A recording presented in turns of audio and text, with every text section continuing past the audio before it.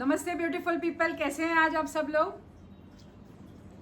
क्या आप लोग कभी ऐसे सिचुएशन में रहे हो जहां आपको ना बोलना था मगर आपने हाँ बोल दिया और फिर बाद में आपको बहुत रिग्रेट हुआ कि नहीं, यहाँ तो मुझे ना ही बोलना चाहिए था मगर मैंने हाँ बोल दिया, अब क्या करूं।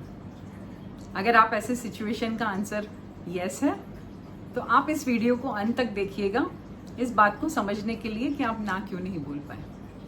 ना नहीं बोलने के कई रीजंस होते हैं। मेरे पर्सनल एक्सपीरियंस में मैं भी कई बार ऐसे सिचुएशंस में रह चुकी हूँ और अभी जब मैं काउंसलिंग वर्क करती हूँ तो मेरे पास कई लोग आते हैं जो मुझे ये बताते हैं कि हम ना नहीं बोल पाते हैं किसी को, उसकी वजह से हमारी लाइफ में बहुत तकलीफ होती है। तो अब मैंने काफ़ी कुछ सीखा है अपने पर्सनल लाइफ से और ये काउंसलिंग के काम से, जिसकी मैं कुछ टिप्स आपको देना चाहती हूँ।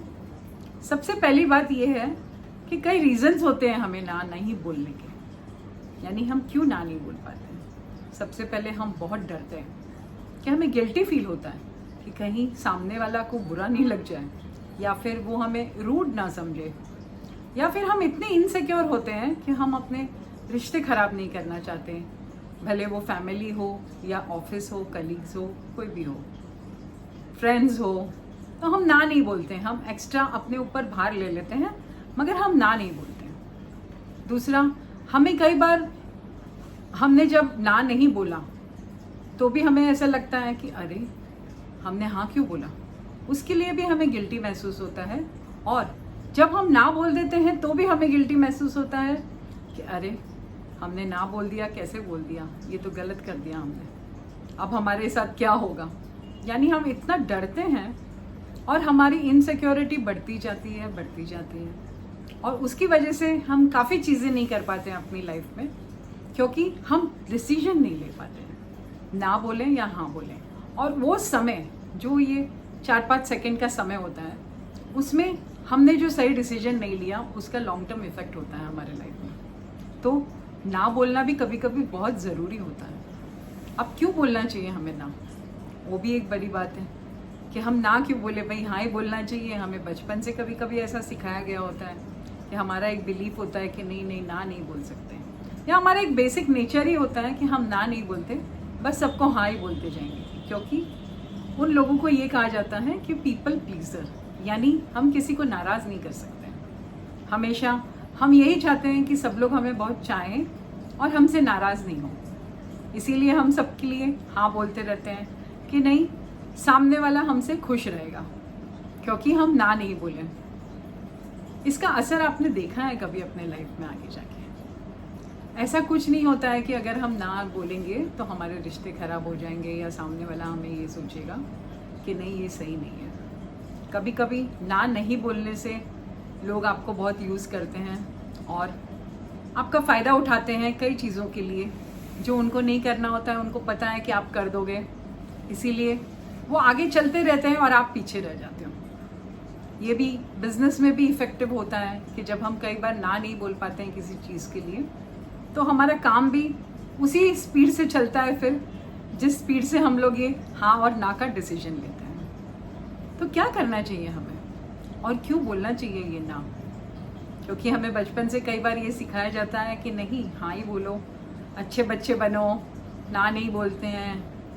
ऐसे कर करके हमारा कभी कभी बेसिक नेचर ऐसा हो जाता है कि हम ना नहीं बोल पाते हैं।